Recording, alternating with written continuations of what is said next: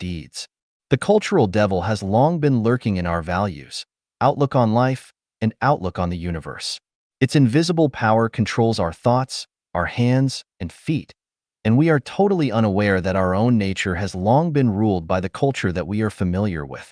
For example, find one's origin, return to the birth family. Fallen leaves return to the roots. To revert to one's origin is a component of the Chinese culture. Under the control of the invisible power of this culture, people like to continue writing their family trees, and the strong desire to glorify their ancestors has always been growing in their bones. Even if they have lived in a foreign country for several generations, they can't forget that their bones are to be buried in their ancestors' grave after death. The descendants of the British Empire have the United States, Canada, Australia, New Zealand, and other territories, while the descendants of China have been bound to their homeland for generations. Even though there are more than 50 million overseas Chinese scattered around the world today, everyone's heart is still concerned about their hometown, and not many people really treat and help to build the foreign land they are working and living in as their own home. Therefore, there has been a black president in the United States, but there will not be a Chinese president, because the Chinese always treat themselves as guests living in a foreign country. They are temporarily living under another's roof, and they still want to return to their homeland. If they have earned some money, they cannot forget to buy real estate back in China. The invisible control power of culture affects the thinking of every Chinese and makes their thinking go around in circles, and thus they cannot get out of the Egypt of the spirit. The state is another important factor that restricts humans' nature. With the existence of the state, we are endowed with the role of being citizens. As citizens, we have to bear the requirements and restrictions of the state on its citizens. If there are things that the state does not allow us to do, then we can't do them. If there are things that the state doesn't allow us to say, then we can't say them. This is called, you are only allowed to behave properly, and you are not allowed to be unruly in words and deeds. In this way, your nature will not be displayed at all. If you live in a democratic and civilized country, you have a little more freedom and a little more choice. If you live in an autocratic and barbaric country, your nature is basically suppressed, not to mention your choices. So even reposting articles in the online WeChat site is banned, and one might even be put to jail for this, let alone be permitted to have any ideas and innovations. Therefore, from the single factor of the country, people cannot live out their nature. In addition to the above three factors restricting the display of human nature, it is also difficult for people who are working for their survival to follow their nature. All those who work for the country, all those who work for the bosses of private enterprises to earn wages, and all those who fight for the future of their children are those who have to work for their survival. Almost none of them is free. A person without freedom, of course, is not able to follow his nature. There are different levels of lives. We can't say that pigs and people are of the same level of life, can we? In life, celestial beings and Buddhas are higher than human beings, because celestial beings and Buddhas do not have lives that are controlled by family, country, culture, political party, religion, and other factors. They follow their nature. The reason why we should follow our nature is to sublimate the quality of our life and let ourselves live like celestial beings and Buddhas. How do we follow our nature? Following one's nature means throwing away all the things that restrict one's nature. If you can't throw them away in reality, you should throw them away in your consciousness first, and then gradually throw them away bit by bit. This is the meaning of what Lao Tzu said in the Tao Te Ching: the student of knowledge aims at learning day by day. The student of Tao aims at losing day by day. By continual losing, one reaches the state of doing nothing, laissez-faire. He who conquers the world often does so by doing nothing. Secondly, do what you like, do what you are good at. Don't lust for money, don't lust for power, don't lust for fame, don't lust for family, don't lust for the glory of your ancestors, don't lust for your country, don't lust for any organization or group. Only be obsessed with what you like and what you are good at. Difficult? Of course, it is difficult. If it was not difficult, there would be celestial beings and Buddhas everywhere. If it was not difficult, the earth would have already become a paradise. 情商智商灵商 EQ, emotional quotient. IQ, intelligence quotient. SQ, spiritual quotient. Xiefeng. May 20th, 2018, at Lac La Hatch Lake, BC, Canada. Translated by Chinyu and edited by Peter. People have three quotients, namely emotional quotient, EQ, intelligence quotient, IQ, and spiritual quotient, SQ. EQ refers to a person's ability to control his emotions and deal with the relationships that he has with others, society, and nature, as well as having the courage and boldness to overcome difficulties. IQ refers to a person's ability to analyze, judge, and summarize the essence of a phenomenon, and then use this information to solve a problem. SQ refers to a person's comprehension by intuition and ability to respond to various information stimuli, and his sensitivity to perception, to enlightenment, and the epiphany of a certain phenomenon. If a person can maintain a good relationship with people around him with few exceptions, that proves that a person has a high EQ. If he can get along with anyone and have a close relationship with them, the EQ of this person is the highest. Also, if one is not afraid when facing difficulties and crises and still has the courage to maintain a good mental state, this person must have a high EQ. On the contrary, if one cannot handle interpersonal relationships well and is always out of place with people around him and feels discouraged and depressed when he encounters setbacks and blows, it proves that the person's EQ is very low. If a person's heart is very calm and his life is in order, when in the face of difficulties and dangers in life, he can maintain a good attitude, hold on to his beliefs, and actively seek ways and means to solve problems, that proves that he has a high IQ. If a person can't distinguish between priorities in life and his life is messy and disorganized, that proves that his ability to analyze, judge, and summarize things and phenomena is low. And if he is helpless in the face of difficulties and complains about others, there is no doubt that this person's IQ is very low. If a person is agile and lively, is good at understanding truth from all the phenomena encountered, discovering another level of a realm, and can quickly adjust his mentality, state, and direction, it proves that this person has a high SQ. Conversely, if a person is arrogant, obsessed with his own opinions, and always believes that he is correct, there is no doubt that the person's SQ is very low. How can we improve our EQ, IQ, and SQ? The way to improve one's EQ is to turn to love and let everything and everyone in the world become the object of your love. The way to improve one's IQ is to listen and learn, to listen to the teachings of the sages, listen to the sounds of nature, to study, expand your own thinking horizon to the greatest extent, and not to limit your consciousness to a certain field inflexibly. The way to improve one's SQ is to cultivate faith and religious sentiments. Remember, without faith, there won't be a high spiritual quotient. A simple way to test your EQ, IQ, and SQ. EQ. If you have good relationships with people you know, your EQ is high. If you have many conflicts with people you know, your EQ is low. IQ. If you feel that life is full of joy, your IQ is high. If you feel that life is full of troubles and pain, your IQ is low. SQ. If you believe that you don't need knowledge, your SQ is high. If you think of yourself as capable and intelligent, you have low SQ. 走出人性的雾霾. Out of the smog of human nature. Xiefeng. July 29, 2018. Translated by Chinyu and edited by Peter. Under the smog, the sky is dim. The ground is low and deep. The sun is weak. The mountains are gloomy, and the rivers are crying. The species are weeping. Everything is desolate, melancholy, and sorrowful. If you don't get out of the smog, your spirit will become weakened. Your soul will become wearisome. Your body will become sick, and your future will be like a desert. The deepest smog is the smog of human nature. Under the smog of human nature, psychology will be deviant. The truth will be twisted. Good and evil will be disguised. The status quo will be distorted. People will be at a loss and won't know what to do. Humanity will get lost, and their direction will become confused. Falsehoods, evil, and ugliness will become rampant and unimpeded. Truth, goodness, and beauty will be shackled. With a little carelessness, people will fall into the wrong path, fall into hell, cause a sad ending since a single slip may cause lasting sorrow. The smog of humanity originates from the pollution of human nature. This nature is pure, bright, and spotless, like a mirror. But people have to eat, wear clothing, have shelter, live, grow old, become sick, and die. People need to be safe, be respected, and to take care of their blood relationships, to show their ability and talents, to glorify their ancestors, and to leave behind a good name forever. Therefore, people will not be at peace. They must struggle, pursue money, power, status, fame and fortune, and beauty.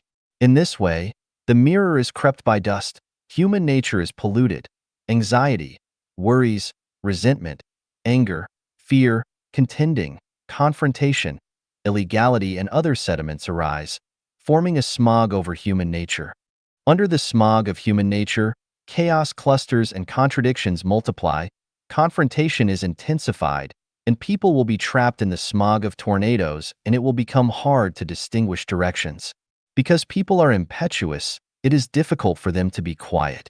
Every day, they are involuntarily submerged in a sea of countless information, drifting along, rushing around like ants on a hot pan.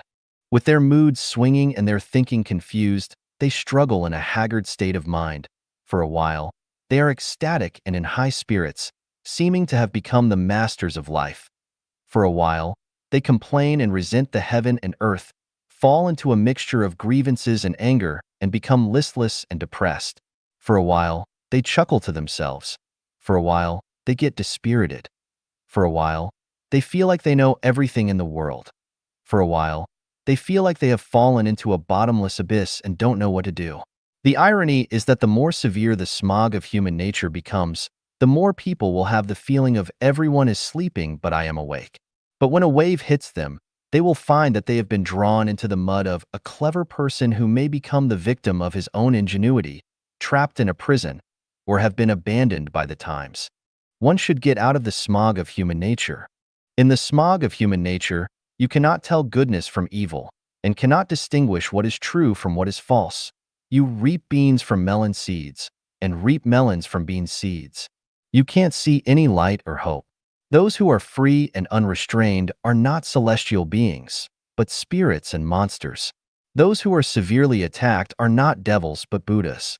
At this time, you must light up the sacred lamp that is in your heart, remain true to the bottom line of your human nature, and you must not go with the wave of the times. And do not trust the instigation and incitement from any information. Guard your own field, don't try to fish in troubled waters, and don't take any chances, because when the smog clears, the purity of the earth will be restored. All the muddy water will sink into the abyss. What belongs to the greatest creator will return to the greatest creator, and what belongs to Caesar will return to Caesar. A pure heart will suffer under the haze of human nature. The more you suffer, the more you should keep the sky of your soul clear. Reduce desire, restrain impulse, communicate more with Jesus, Shakyamuni, and Lao Tzu, and don't try to look for shortcuts. Don't worry. The more anxious, the more disorderly you are, the more you should let your impetuous mind calm down. Watch the development and evolution of the situation.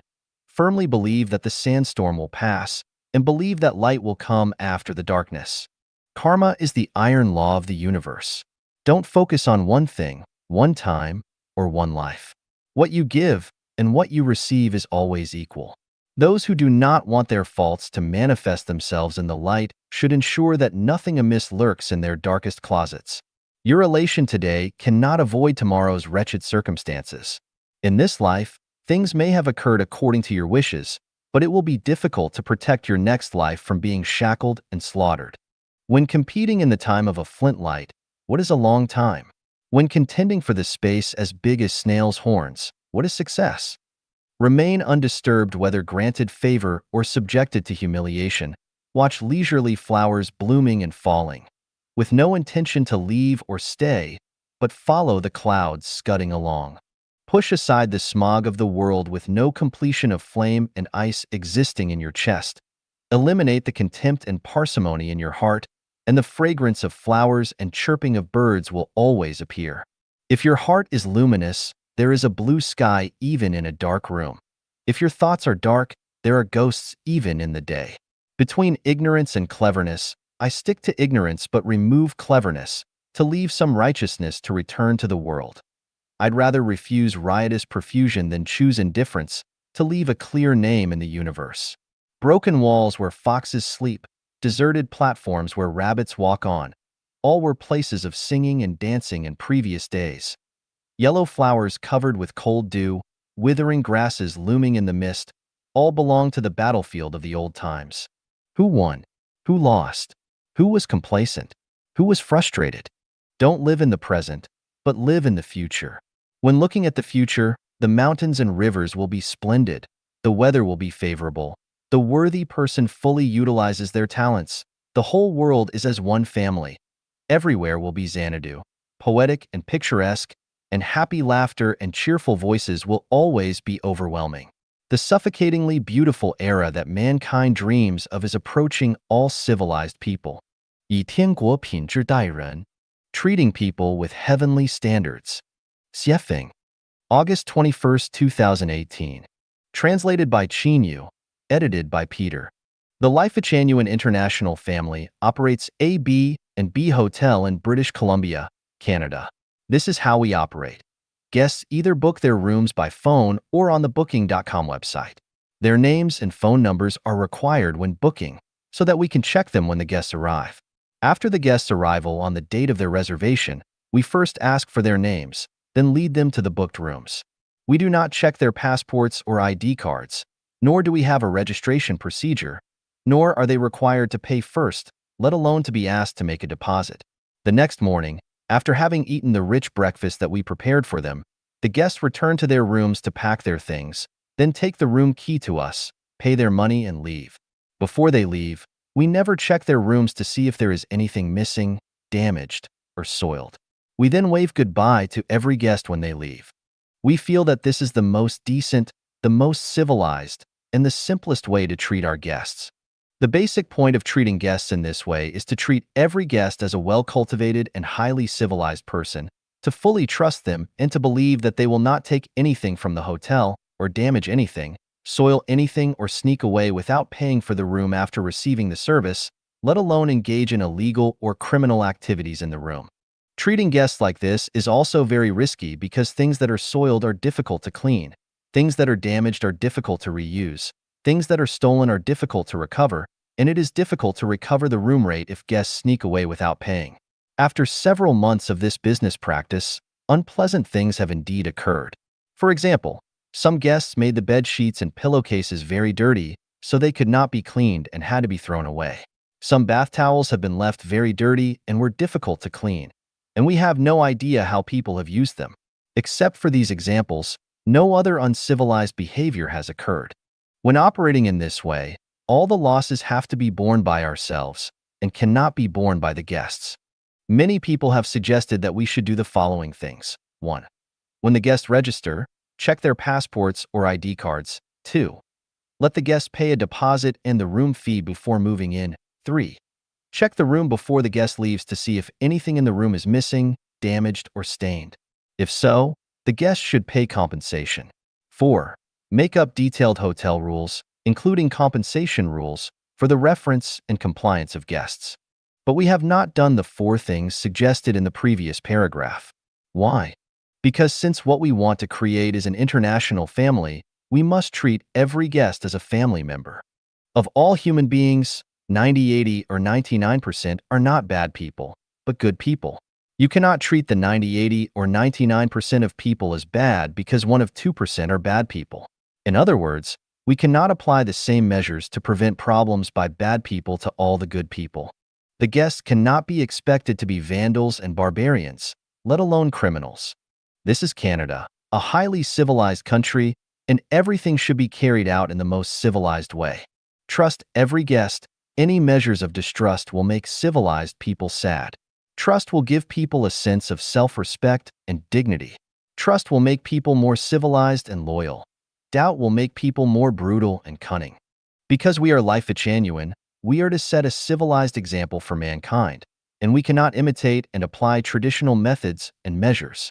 If we also adopt the previous methods of other people, then we are not the Chanyuan Celestials who are to initiate a new era.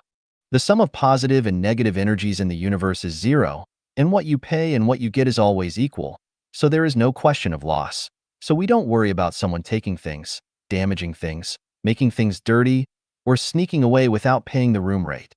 Everything should be developed in the most simplistic way, not in a more complicated way. To be human, one must not be too shrewd, and to get something accomplished, one shouldn't be too calculating. In the past 10 years, the new oasis for life, previously the second home, created by Life Genuine has been able to achieve. No one would pocket anything found on the ground, and doors are not bolted at night. No theft, no crime, no quarrels, no fighting, no mutual harm. Everyone is happy, joyous, free, and blessed. This is because we have followed the 800 values for the new era human being. Today and in the future, we should continue to walk along the roadmap to heaven and treat people with heavenly standards. 人生加油站, the gas station of life. Xiefeng. October 26, 2018. Translated by Qinyu. Edited by Peter. On the path of life, everyone will sometimes face weakness, discouragement, fatigue, exhaustion, lack of energy, and may even feel that they are useless and wish to end their life journey. At this time, they need to go to the gas station of life to cheer themselves up. In December 2016, with 3 local Aboriginals as guides, I went to Santo Island in Vanuatu to find a source of water. We were walking in the virgin forest off the beaten path. Each of the 3 Aboriginals had a machete and cut through the thorns to open the way. Foyi and I followed. When the hill was very steep, we trudged on hand in hand. After 6 hours of walking like this, my mouth was dry, my legs were weak, and I felt that I couldn't make it back to the station. At that moment, one of the Aboriginal people cut a wild sugarcane, peeled it with a machete, and handed me half of it. I took a bite and chewed it. When I had finished eating half of the wild sugarcane, I suddenly felt completely refreshed. My steps became light and I was full of confidence again, and we easily returned to the station. Half of the wild sugarcane was the fuel from the gas station of life. In October 2018, I drove from Lac La Hatch in British Columbia to Vancouver. After driving for 100 kilometers, I felt drowsy. Although I realized it was dangerous to drive in this state, I kept on driving for more than 100 kilometers. I finally stopped at a gas station in a small town at the boundary of Highway number 97 and number 1 and had a cup of hot coffee. About 10 minutes later, I was in a good state of mind and my drowsiness disappeared completely. It felt good to drive and I drove more than 200 kilometers to Vancouver at one go, and then drove around the city for nearly 3 hours in good spirits. That cup of hot coffee is the fuel you add from the gas station of life. There are 3 kinds of fuel in the gas station of life: material, spiritual, and soul fuel. If you are physically weak, you need to add material fuel. If your brain is weak, you need to add spiritual fuel. If you're mentally weak, you need to add soul fuel. Material fuel can be half of a wild sugar cane, a cup of coffee, a bowl of hot soup, a few pieces of chocolate, a newly purchased pair of shoes, a hot bath, etc. Spiritual fuel can be meeting with a good friend, a reunion of long-lost family members, a gathering of friends, a warm call, a word of encouragement and praise, a message of concern, etc. The fuel of the soul can be admiring a beautiful landscape, visiting a master whom you respect very much in your heart, reading and comprehending the teachings of Jesus or Shakyamuni or Laozi or other gods, Buddhas and celestials, making beautiful and fulfilling love, and so on. The way of life is full of ups and downs, and no one can avoid encountering difficulties at certain moments and even wanting to commit suicide.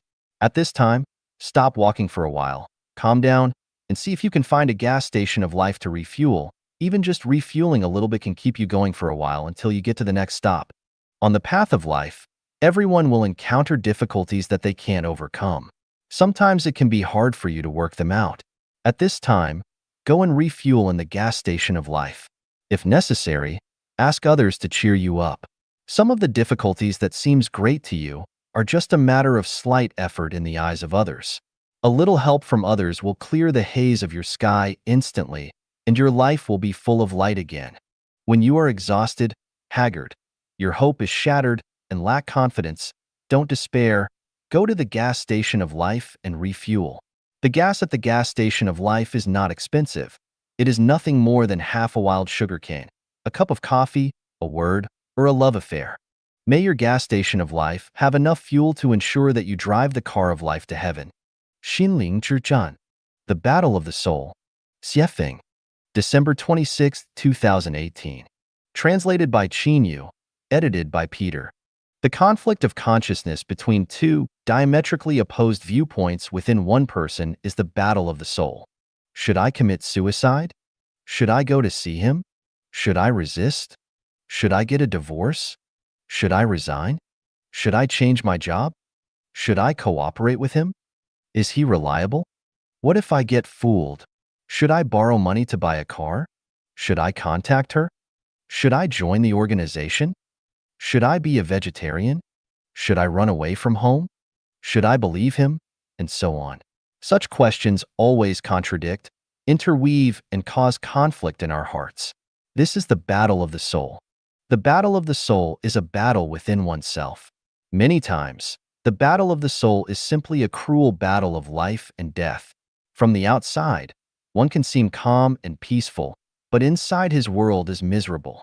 It is calm on the surface, but the fighting is fierce in one's heart. Superficially, it is a prevailing mood of harmony, but there is anger burning in one's heart.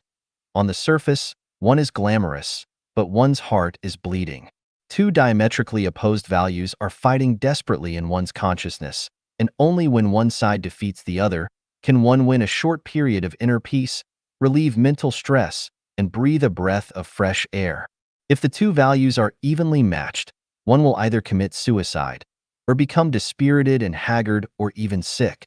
The battle of the soul is essentially a battle of values. Values are a trade-off, a choice, when encountering issues, such as the eating of meat. Should one eat meat?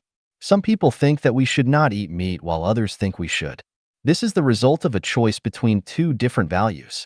When a person cannot decide whether to eat or not to eat meat, the battle of the soul begins, and his heart becomes full of contradictions and pain. We can use the conflicts between husbands and wives to analyze the battle of the soul. If either side of the husband and wife cheats, there is going to be a battle of the soul going on inside the other person. For example, a wife has an emotional and sexual relationship with a man other than her husband. Once the husband finds out, what will he do? Kill her? Divorce her? Beat her up? Stop talking to her? Swallow the bitter pill in silence and endure it? Tolerate it? Be happy? Encourage it? How to decide, how to choose, all depends on values. If you stick to the traditional concept, it will definitely lead to a scene of putting the cat among the pigeons and a sorrowful separation. If you feel that it doesn't matter, you can continue the husband and wife relationship, allowing human nature to overflow naturally. If you feel that your wife having an affair just created an excuse and reason for you to have an affair, you will secretly rejoice. But when we don't know how to choose, the battle of the soul begins. Our hearts will become full of pain and contradictions.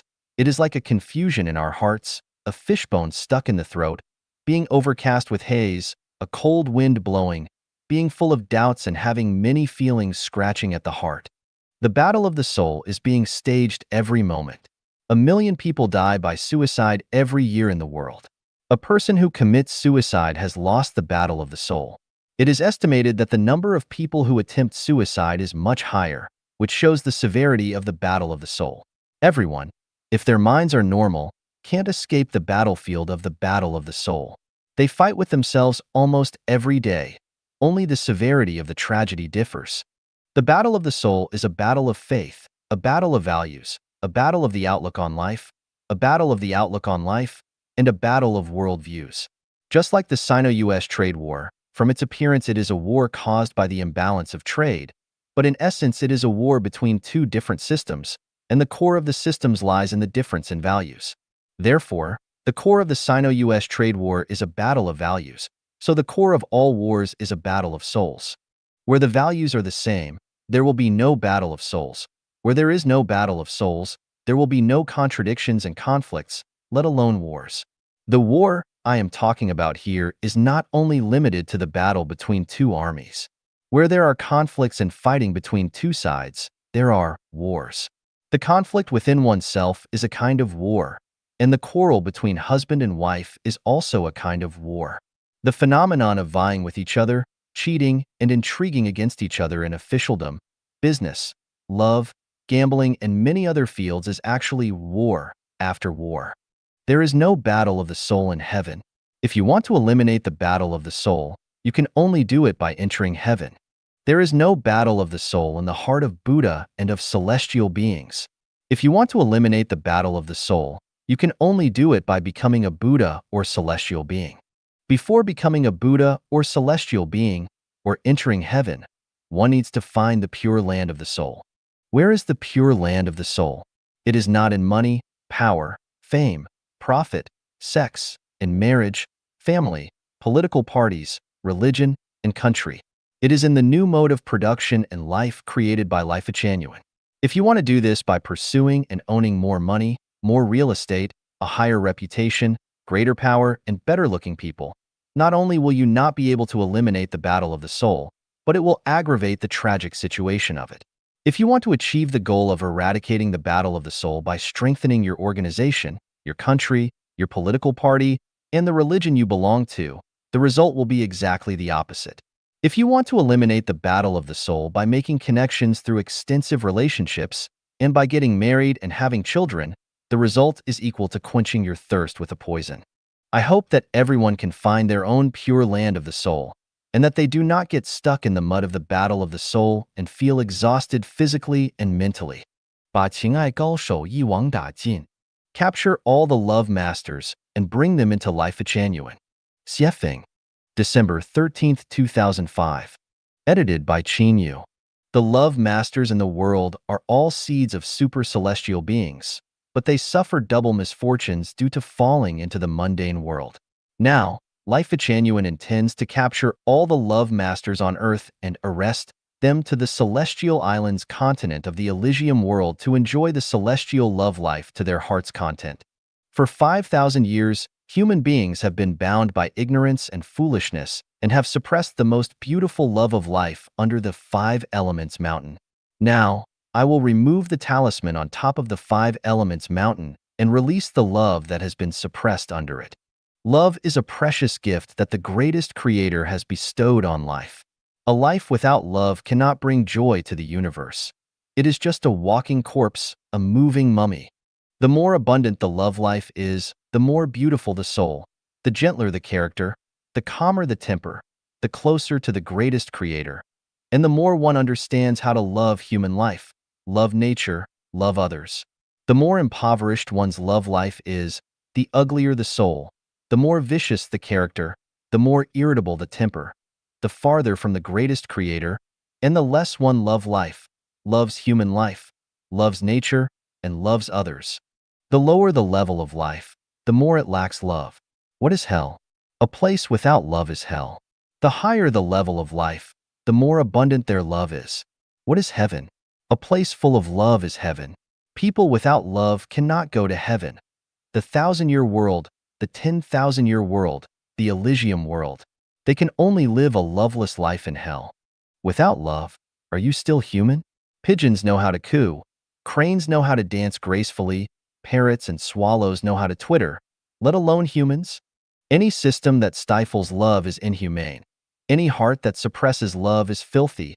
Any morality that represses love is evil and immoral. And any mentality of individual or group that strikes love is distorted. As long as we delve deep into the human inner world, we will discover that those women who are called unchaste, flirtatious, or slutty, those men who flirt with many women, and those genius who have multiple lovers are the most beautiful flowers in human beings, the most affectionate and natural, kind, gentle, and elegant people. They are the people who do not restrict the freedom of others, do not limit the happiness of others, and do not strike the happiness of others. Those who advocate for chaste morality, those who sink lovers into the pond, those who force people to hang themselves to commit suicide, those who turn blue in the face and purple all over with anger when seeing people in love and want to beat people to death, and those who sarcastically mock and ridicule age gap marriage, those who establish moral barriers for love, those who specially pry into others' love privacy, those who defame others' love and blacken their reputations everywhere, and those who always use the guise of a gentleman to restrain love. These people are selfish, mean, greedy, and evil in their hearts. They are the demons and monsters in human beings and the calamities that cause human unhappiness.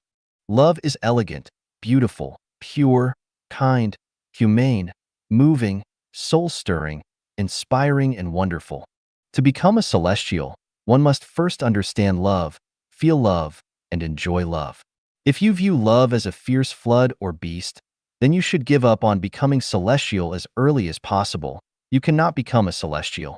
If you don't have love as a human, how can you understand it as a celestial? The life of a celestial is a life filled with rich, affectionate love. If you hate love, do you want to bring misery to the celestial world? The celestial world doesn't want the walking dead or mummies. When it comes to love, those with strong sexual desires immediately think of the transaction process between prostitutes and clients and associate it with debauchery. Let me tell you, that is lust, sexual desire, and animal instinct, but not love. True love is sacred, rich in affection, a dance of the soul, the sublimation of humanity, the trembling of the heart, and the perfect harmony of body and soul. May all love masters in the world come to Life at Chanyuan, where your delicate love pulse can only be felt by Chanyuan celestials, and only here can your buds of love blossom freely. What's the point of being with wooden people who cannot appreciate the beauty of blooming flowers, don't know to take a bath in rain when it's raining, be indifferent when the wind blows, or feel nothing when seeing the Mount Tai sunrise? Is life interesting that way? Love masters, come to Life at Chanyuan. Strive to reach the peak of bliss. Rather than regretting, resenting, or suppressing, it's better to live gracefully.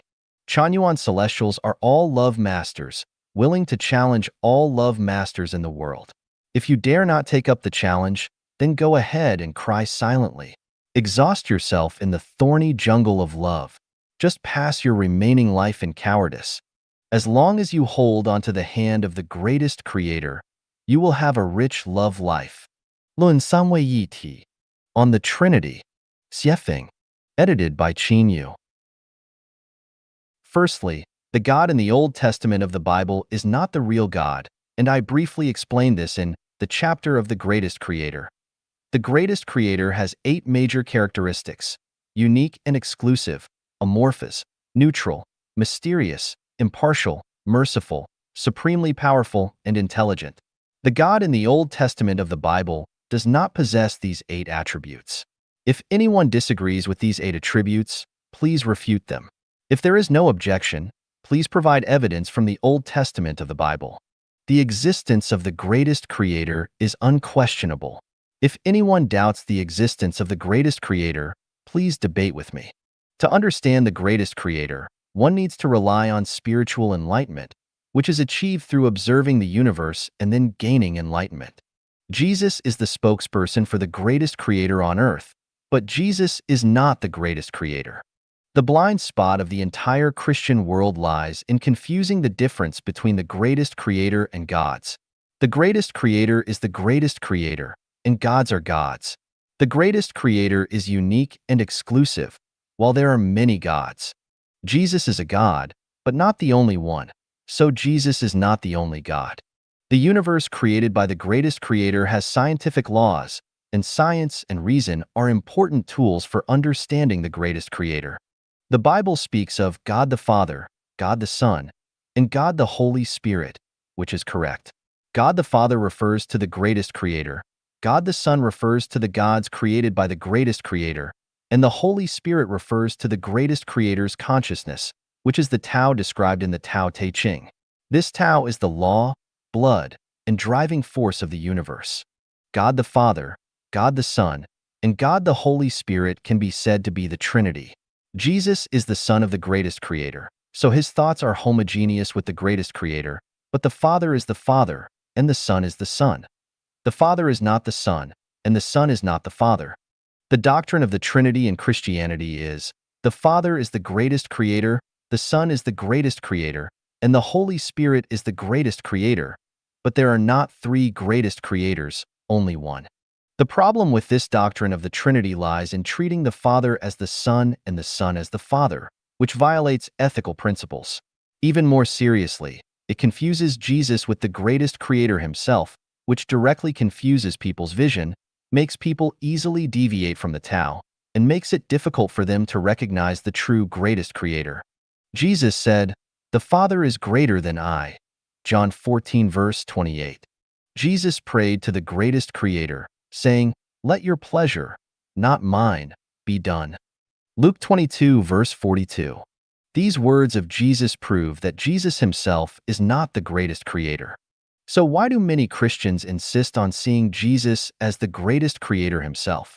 This is a great mystery of the Bible, and partly the reason why the God in the Old Testament is not the real God.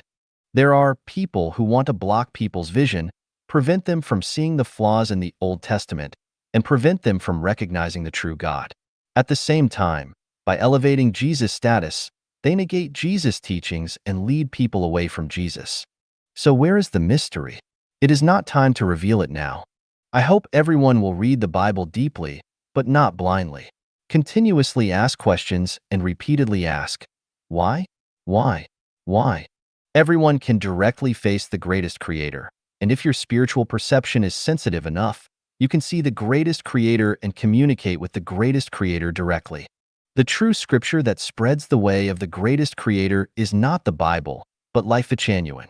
The one who truly spreads the bright way of the greatest creators is Jesus, not anyone else. However, to fully understand the way of the greatest creator, we must learn the Bible, the Quran, Buddhist scriptures, the Tao Te Ching, and scientific knowledge.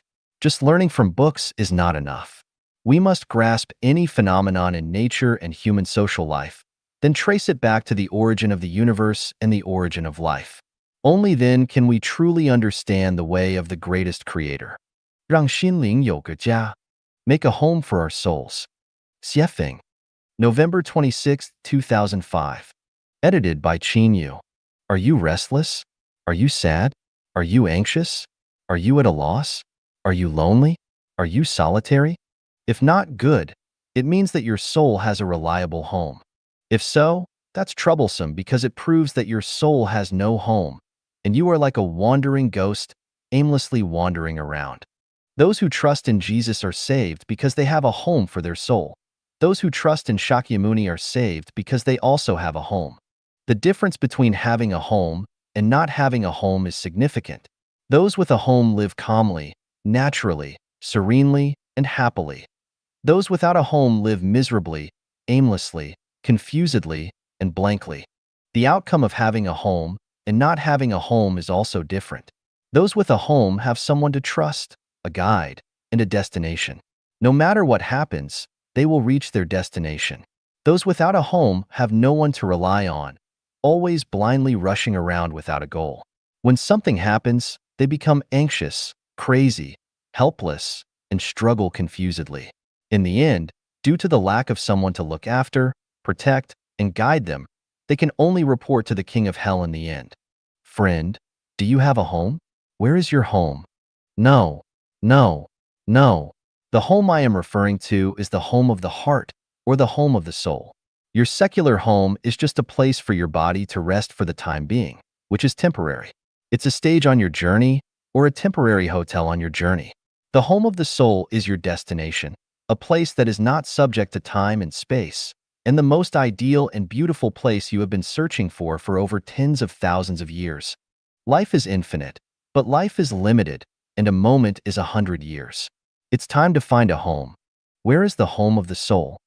Friend, if you know Jesus, then trust him with all your heart, follow him closely, and do everything according to his words because Jesus is a home of the soul. If you know Shakyamuni, then practice, recite, and explain the Diamond Sutra to others because the Diamond Sutra is a home of the soul.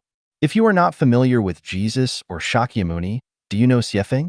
Xiefeng founded Life Genuine, and Life Genuine is a home of the soul. Xiefeng himself is not a home.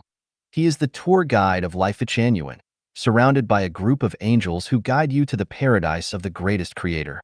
If you don't believe in any of these, then what do you really believe? Believe in science? My friend, science is just a tool to understand nature, and tools cannot be a home. Believe in philosophy? My friend, philosophy is just a way of thinking, and a way of thinking cannot be a home. Believe in money, power, and status? My friend, can money, power, and status be considered a home? Believe in communism? My friend, communism is just a theory, and a theory cannot be a home. Believe in ancestors, parents, and teachers? Hey, aren't ancestors, parents, and teachers just like you? Where are they? Believe in Lao Tzu? Let me tell you, he didn't make the truth clear, and he doesn't want to. He rode a black ox and left the Hangu Pass. Where can you find him? Believe in gods? Okay, but which god do you believe in? If you worship the wrong god, you may never recover. Believe in Buddha? Okay, the problem is, where is Buddha? What is Buddha? Don't confuse him with the clay Buddha crossing a stream, hardly able to save itself, kind of Buddha. Believe in the Tao? Great, you have found the home. But do you know what the Tao is? Can you understand the meaning of the Tao without guidance? Don't rush. A tiny mistake can lead to serious consequences. Believe in yourself? Oh, my friend, who are you? Once you figure out who you are, you can find the home. Don't say, I am my father's son. I am my son's father. That's meaningless. My friend, it's better to find a home early, let your wandering soul settle down, and give your spirit a place to go. You don't listen? Then wander around. But let me tell you, when the time comes, you will be homeless. The ultimate goal of life. Xiefeng, April 20th, 2006. Edited by Qin Yu. After observing humanity, I have discovered a shocking phenomenon. Most people have gone astray and overlooked the ultimate goal of life. The suffering of all humankind for thousands of years, and the mental and physical anxiety and fatigue of every individual all stem from taking the wrong path. Boundless is the sea of bitterness. Repent and you will see the shore. We need to readjust the direction of our lives. This direction is to appropriately step out of material reality and develop towards the mental and spiritual realm.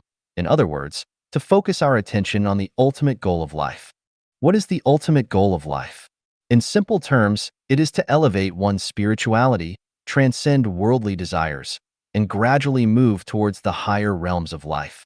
In more complex terms, it is to strive to evolve one's non-material structure of life towards the life structures of the celestial beings in the 1,000-year world, the 10,000-year world, and the Elysium world, ultimately achieving the quality of a celestial being and going to where the celestial beings live.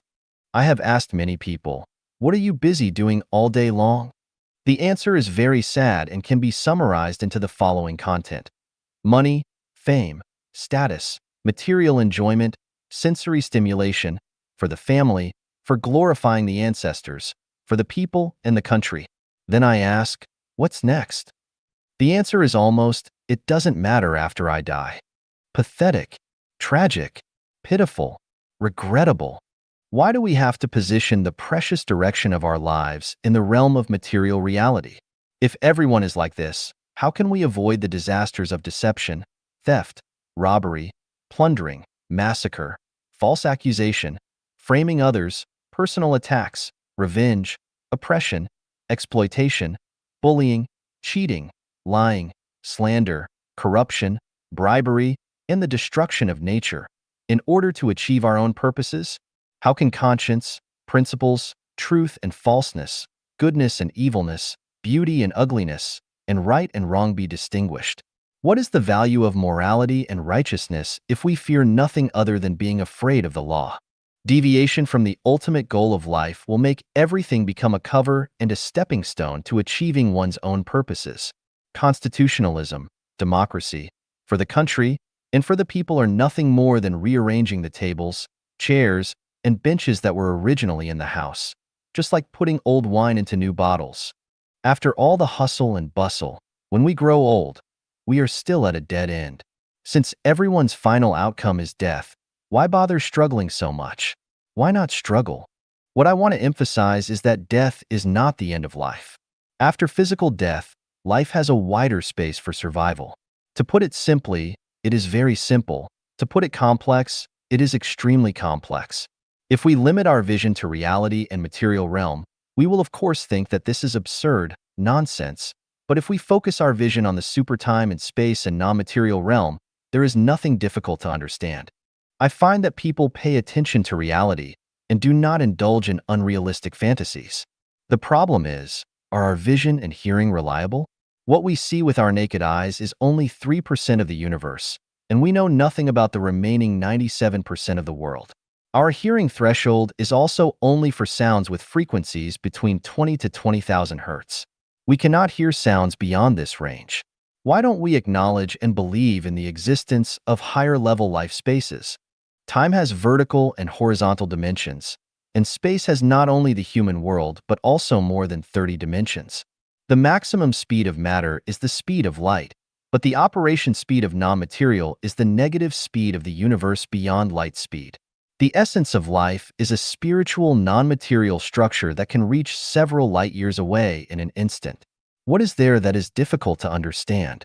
Reality is not real, but fantastic transformation, a manifestation of all essence. Illusion is not illusory, but the essence behind the manifestation. This is an obvious fact. Why is it so difficult to see it?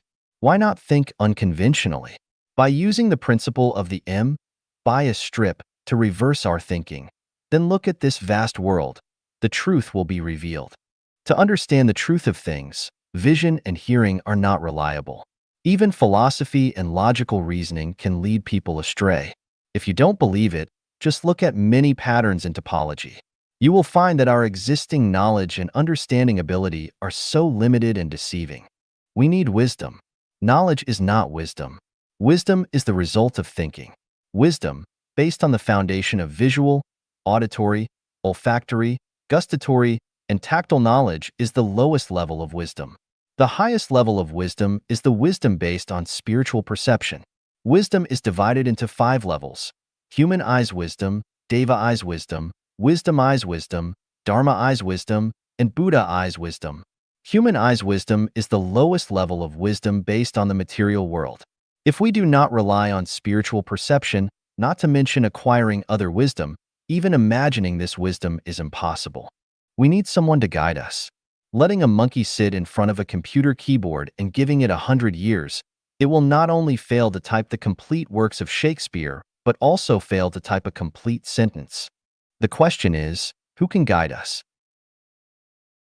When we think that our knowledge is already rich enough, our minds are sharp enough, our wisdom is deep enough, our experience has traveled to Mars and the nanoworld, and Newton's mechanics, relativity, superstring theory, quantum mechanics, holographic universe theory, etc. have already failed to stump us, and then we arrogantly and rashly drive God down from the altar, drive Buddha down from the Buddhist altar, and drive saints down from the holy altar, and proclaim, man can conquer nature.